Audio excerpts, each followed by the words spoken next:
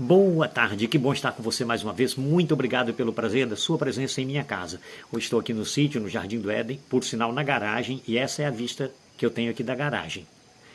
Fica comigo por estes momentos, vai ser gratificante. Conforme nós programamos no vídeo anterior, hoje vamos falar sobre condenou o adultério de Herodes. Para você ter uma noção. Falei também que nós vamos fazer 3 vídeos em sequência com títulos diferentes, com nomes diferentes, porém a mesma linha de pensamento. O anterior que nós fizemos, já dentro dessa linha de pensamento, foi Desafiou a idolatria de Israel. E por sinal, se você não assistiu o vídeo anterior, Desafiou a idolatria de Israel, no fim desse vídeo, na descrição, vou colocar o link, dá uma entradinha, assiste, você vai... Se não assistiu, vai ser bom demais. Se já assistiu, quer assistir de novo, fique à vontade, divulgue, fica tranquilo. É todo seu. Agora, considera comigo uma coisa. Vou dar alguns toquezinhos só para a gente pegar a posição do anterior, ligar com o atual, para depois a gente seguir a linha de pensamento. Veja só o seguinte. Nós vamos considerar no vídeo, revendo o anterior, que falou sobre desafiou a idolatria de Israel, Acabe... exatamente que Elias desacatou a idolatria, lembra dessa cena? Agora morreu Acabe e Acasias ficou em seu lugar. Acasias mandou que os seus servos, caiu doente, e mandou que os seus servos visitassem Deus Zebub, Deus de Ecrom, Baal Zebub, Deus de Ecrom.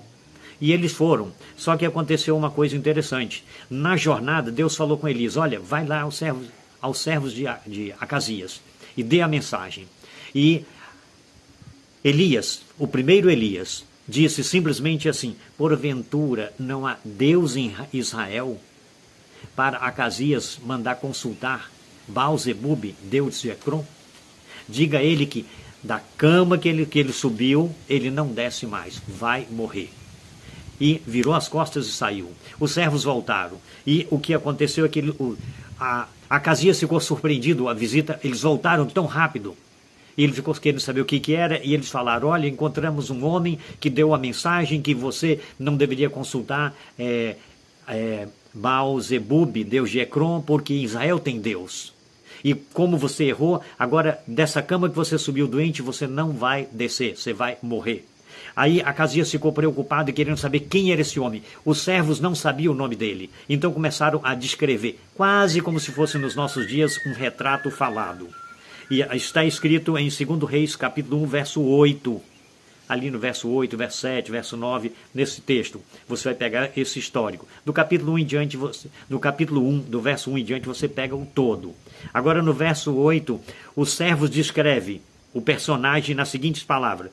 E eles lhe disseram, era um homem peludo e com os lombos cingidos de um cinto de couro. E quando eles falaram simplesmente isso, o rei Acasias disse, Elias, é Elias, o tesbita. Não precisou de ir muito longe. Para você ter uma ideia que Elias era conhecido pelo rei pela sua simplicidade, pela sua modéstia cristã, pela sua firmeza, pela sua devoção, a sua mensagem curta, objetiva, direta. Então, Elias, o primeiro Elias, um reformador. O homem conhecido como o homem de Deus. Quando ele passava, era o homem de Deus que estava passando. Agora, verifica o seguinte, esse Elias foi transladado, foi levado vivo para o céu. Você já parou para pensar que privilégio que ele teve? E mais ainda, depois, quando Jesus esteve no Monte da Transfiguração, então Elias com Moisés estiveram com Jesus, Pedro, Tiago e João. Então, formou ali. Então, para você ter uma noção, o privilégio do homem de Deus. Hoje, conforme estivemos anunciando, então, na continuação, condenou o adultério de Herodes. Agora, verifique o pensamento que eu mencionei no vídeo anterior e que ele é precioso também nessa ocasião. Eis que eu vos a envio, estou em Malaquias capítulo 4, verso 5 e verso 6. Eis que eu vos envio o profeta Elias, antes que venha o grande e terrível dia do Senhor. Verso 6. E ele converterá o coração dos pais aos filhos, e o coração dos filhos aos pais, para que eu não venha e fira a terra com maldição. Agora surge a pergunta: a que se refere então o grande dia do Senhor? Antes que venha o grande e terrível dia do Senhor. É bom pensar. Estudiosos admitem que esta referência ao grande e terrível dia do Senhor está referindo ao nascimento, vida, morte, ressurreição de Jesus e ascensão ao céu, quando dava ao ser humano o privilégio de decidir, de conhecer, decidir em aceitar ou rejeitar a salvação.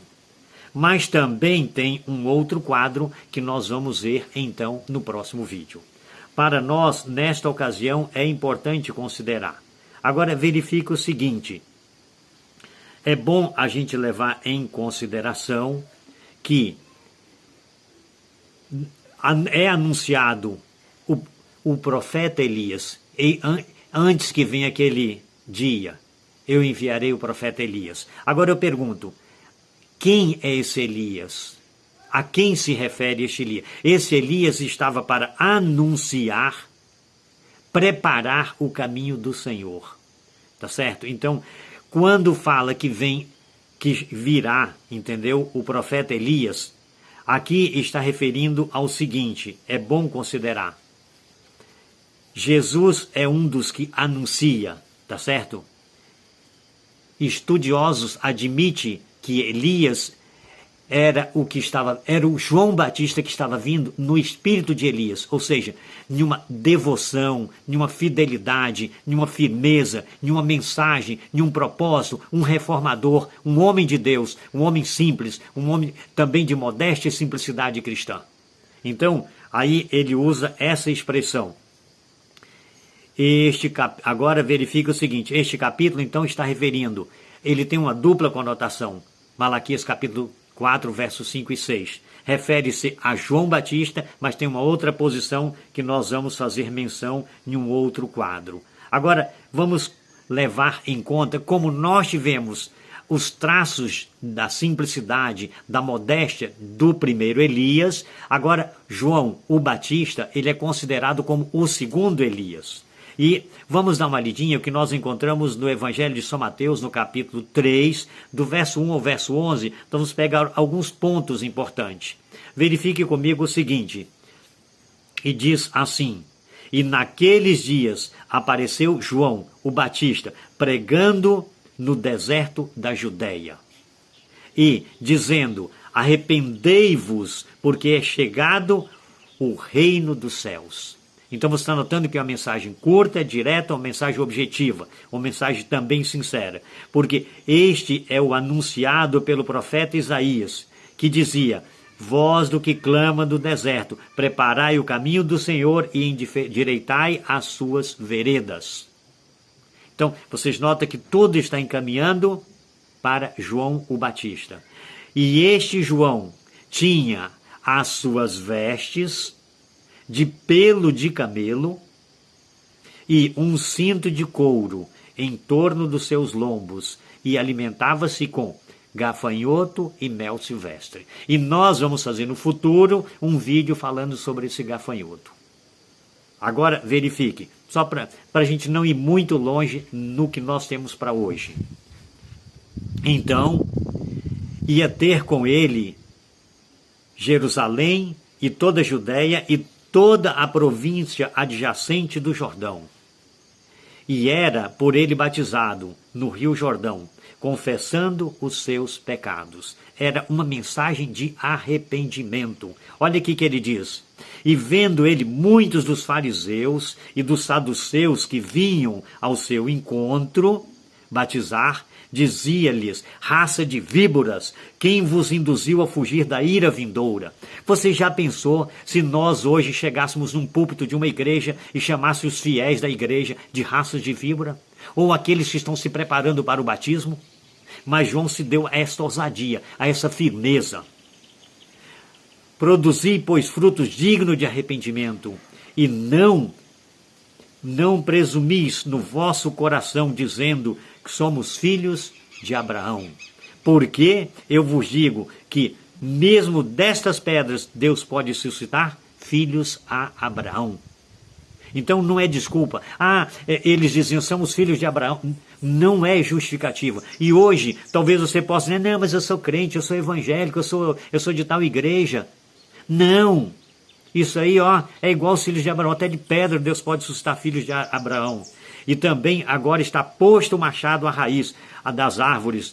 Toda a árvore, pois que não produzir bom fruto, é cortada e lançada no fogo.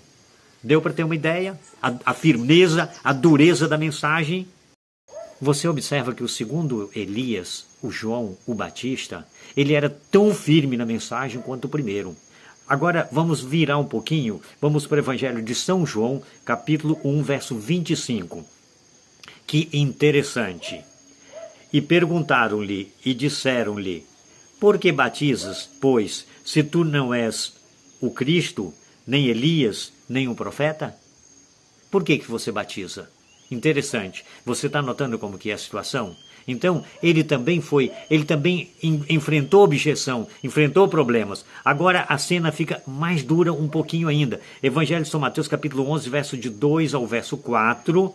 João manda, ele está agora já preso, agora João já está preso, tá certo? E você vai ver por que ele ficou preso, tá certo? E ele manda interrogar a Jesus. Você é o que havia de vir ou nós vamos ter que esperar outro ainda? Está no verso 2 até o verso 4. No verso 9, Jesus diz que agora quando eles voltam, os que foram interrogar a Jesus sobre João, voltam para dar o recado a João do que havia visto. Enquanto isso, agora Jesus começa a falar a respeito de João e diz as seguintes palavras. No verso 9, João não é simplesmente considerado por Jesus como um profeta, mas diz que é o maior dos profetas. Muito importante considerar, o maior dos profetas. Que dos nascidos de mulher não teve um profeta como João. Só para você ter uma ideia. Embora depois ele diz, olha, mas o menor no reino do céu ainda vai ser maior do que João. É uma questão de um contraste de coisas que é difícil para a gente descrever, mas é muito bonito e muito importante também. Agora verifica o seguinte, no verso 10, Jesus apresenta João como um anjo. Você já parou a pensar o que significa isso? Jesus considera João como um anjo. Não é interessante? Não é bonito essa descrição? Você já pensou você ser considerado assim? Que privilégio. Além do primeiro Elias ser considerado o homem de Deus, agora o segundo Elias considerado o maior dos profetas e considerado um anjo. Agora a cena fica dolorosa. A explicação que eu queria te dar. Mateus capítulo 14, no verso 3.